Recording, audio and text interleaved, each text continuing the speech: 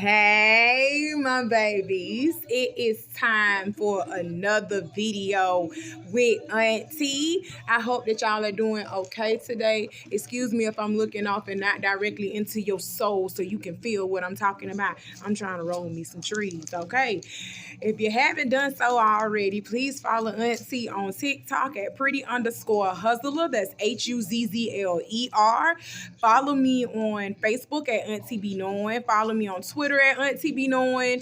And also, follow me on Instagram at Latrice Brown 53. And please do not forget to hit the subscribe button on this channel so you can be alerted every single time I put out a video. Okay, it costs $0 to support Auntie, so I'm expecting you to do it. Okay, it ain't like I'm asking you for some money. Y'all just do it. Just run it up. So while I'm rolling these trees, let's go ahead and get into the tea for today. Let's take it straight to New York City, baby. Welcome to New York. Well, we finna go ahead and talk about it, okay? So at 21, well, no, he's not 21. The victim was 21. A 30-year-old man by the name of Jamal McIver has been arrested because he literally raped a 21-year-old woman in the stairwell of her apartment in New York City. You can see in the video. Him discarding his clothing that he had on. Well, some of his clothing, like his coat. He threw his coat over outside on the stairwell. He threw it in the alley so that, evidence won't be on him. They did not release a video. The apartment complex has not released a video of rape. I don't know if it was caught on camera of the rape, but they have not released it on the social media sites. But they have released the part of the video where you see him coming out of the backside of the stairwell, like you going out, the back door somewhere. He's coming out on the backside of the stairwell. You see him. He's rushing. He's taking the shit off. He's taking the shit and he's throwing it. He's throwing it on the alley and everything, out on the alley, so that he won't be caught with the stuff on him. But he has been arrested, and guess how he got arrested, y'all?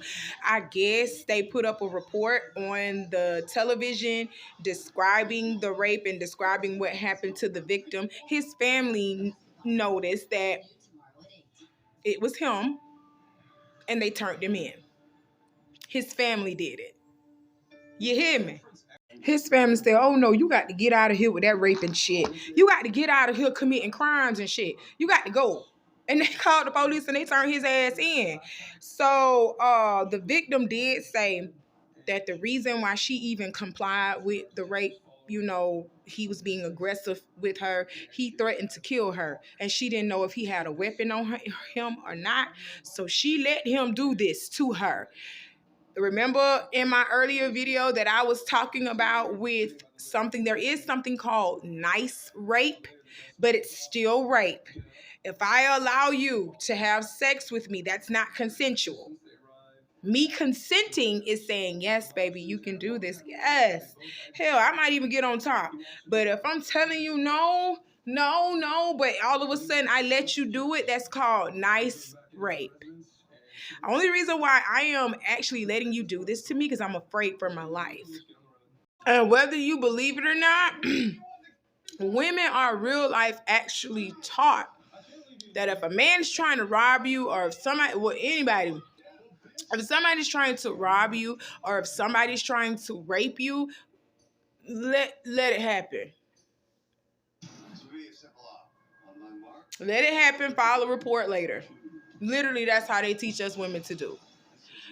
If you can't fight your way up out of this, they don't encourage you to fight your way up out of it because it can potentially end into a disastrous situation.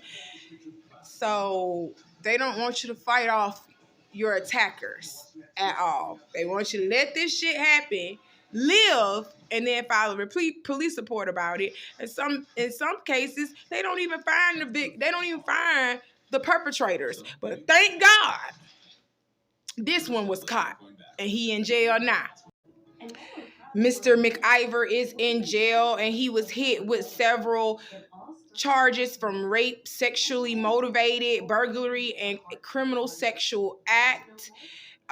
He has been ordered to remain behind bars until his trial, which he should. I cannot stand rapists. I have been raped. It is not a fun thing. It's not something. I have been through a lot, from domestic violence to being raped by my partner who I thought loved me very much, but he raped the fuck out of me. So it's like this stuff happens to women a little bit more often than it does to men, but that doesn't negate the fact that rape actually happens to men as well. So y'all be safe out here, bro, and don't be afraid to speak out. Speak out. Let's talk about Mr. Tyler Perry, and they are saying that he is in the talks to buy a majority stake in BET as Paramount Global explores sales. Okay, so I kind of seen this already happening because Tyler Perry is already taking over BET with his shows and everything else. He didn't feel, I'm going to be honest, he didn't feel like he could grow with OWN because OWN is Oprah's network. So he can't take over her shit. And that's why he moved to BET, because he knew that he could possibly just take over that shit. So now he done moved to BET. Every time you turn around, it's Sisters, the Queen's Men, all that shit. The Oval Office, all that shit. Tyler Perry show, Tyler Perry show. You just see Tyler Perry everywhere on BET. I knew that this was going to happen.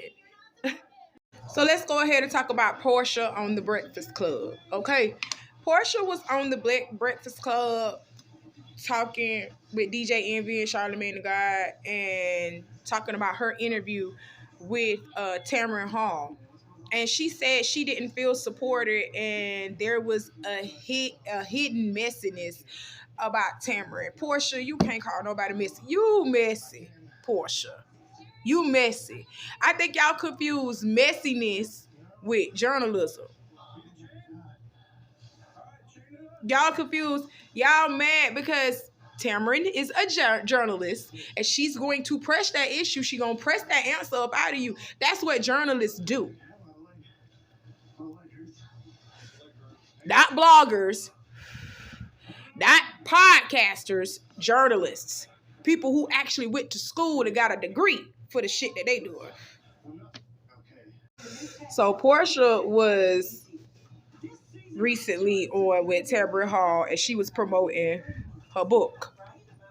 Okay, she was promoting a book. I ain't read it either. I ain't read that shit either.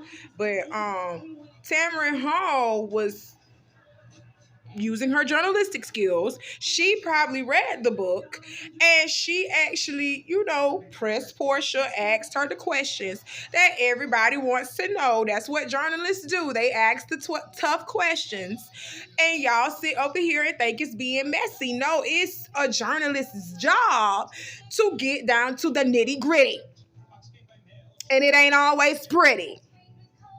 You hear me? So yeah, y'all confusing that journalism with messiness. It's not messiness, it's storytelling. It's pursuing. That's what that is. You don't get mad, baby, because you ain't dealt with a real journalist before. Y'all so used to dealing with them podcasters and radio people. Like, you so used to dealing with them. Those aren't real journalism. They ain't real, no.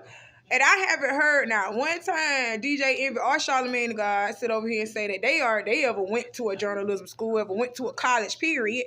I need to look it up to see, because I don't know. But I ain't never heard them say anything like that. Y'all so used to dealing with people like DJ Envy, Nicki Minaj. These are not real journalist people.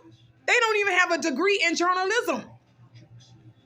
So you so used to dealing with people like Jason Lee. You so used to dealing with those people that when y'all do come across a real journalist, you ain't got the right PR team either or whatever, because they should have gave you some media training. So you would be, equipped to answer questions like this. Like, no. you want people to like you too. You want people to have a certain respectability for you because you're Porsha. And you feel like certain things shouldn't happen to you because you're a reality star, baby. That's not what it is. If I cut you right now, Porsha, you're going to bleed red. You are still human, okay? So we gonna ask you, what it do, what it don't. Is it Simon or not? We gonna ask you the shit. You know what I'm saying? Well, a journalist, because I'm not a journalist yet. But they gonna ask you the shit. They gonna ask you these questions. Media training, which I wish that some of you celebrities would take, would have taught you to be like, okay, I know that with them being who they are going to ask these type of questions, and I'm prepared for it. And I'm going to sit up, chin up, and say what the fuck I'm going to say to you in a way. I'm going to say what I'm going to say to you in a way to get you to mind your fucking business. That's what media training do. To get you to say, I'm saying no comment, but with pizzazz. I'm saying, bitch, mind your business. But I'm saying it in a way that you understand so you can move the fuck on. I'm saying I'm being tactful. You understand what I'm saying? Being tactful, not tasteless. Yo, I'm being tactful. So we need some more media training because that's not messiness. That's not messiness. That's just journalism. Okay, and sometimes journalism can be a little bit in your business, in your face, because it is our business. Well, it is their business to know your business. It's their business. So let's move on and let's talk about your old ass comedian, Mike Epps. I love him. And that's no shade to Mike because I'm getting up there myself. But Mike Epps is under investigation for bringing a loaded gun to the airport. He says he forgot the gun in his bag and the gun was taken. Mike was not though. Mike was not arrested or whatever. So everything, he got released or whatever. But I don't know if they released the gun back to him or whatever. But it's under investigation. Y'all know damn well y'all ain't supposed to be bringing no guns to the airport. What you doing? You got to be more careful, Mike. You got to be more careful. That's all I'm gonna say about that. You know you ain't supposed to be doing that shit. Y'all know better. And this is what happens when you're always on a rush too. You in a rush too, because he say he forgot it was in his bag. You got to check things like this and make sure every week. Got to stay checking behind ourselves. We got to get a little bit more organized and stuff like that. That's the Virgo in me saying we got to do this stuff.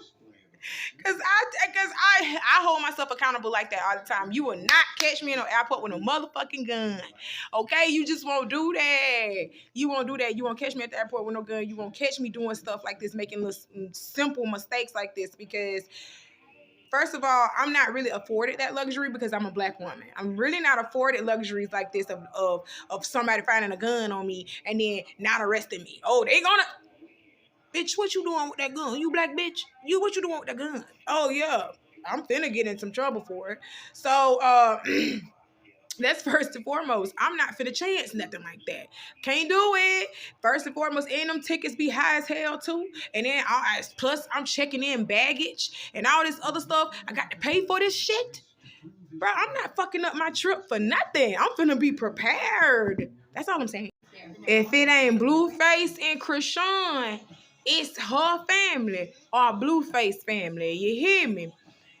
Let's talk about Blueface mama and how she hopped online and stuff.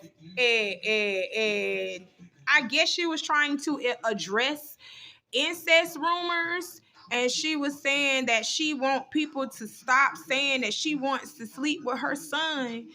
Okay, you don't want people to feel like we think you want to be your son woman, but you're saying shit like this. This is literally what she said. She says that she has dick at her house and it's way bigger than her son's.